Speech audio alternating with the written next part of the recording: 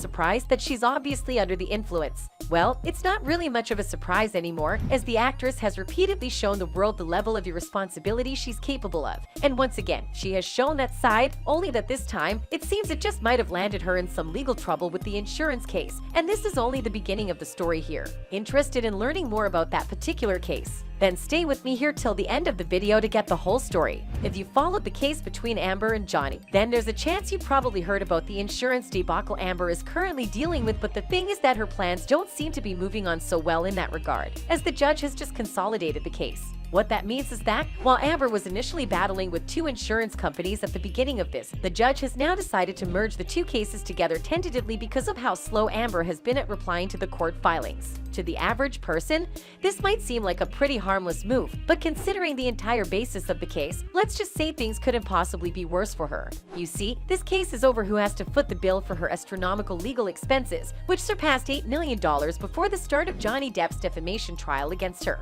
While the actress does have a homeowner's policy with Travelers Commercial Insurance Company and a general liability policy with New York Marine, both companies have filed legal proceedings against each other and included her in the mix. But it started with Travelers Insurance, which sued New York Marine in July 2021, demanding it pay half of the legal costs already spent defending Heard without identifying her by name. Now, given that Travelers has funded the bulk of Heard's defense, their argument is that Amber retained the right to employ lawyers of her own choosing. But New York Marine, on the other hand, are saying they provided their own legal team for her defense, which was considerably cheaper. But the fact that the actress hasn't been showing up to provide the necessary details to the court on time seems to be sending a bad signal to the judge, which is a problem she really doesn't want to have, considering the long list of problems she's already facing. Well, it certainly had a whole lot of people talking on social media, and while some people were confused about why this could be really bad for her, others had answers to their questions, like this user who explained why this, saying she will have to undergo discovery from both insurance companies. I hope they ask for her texts and messages.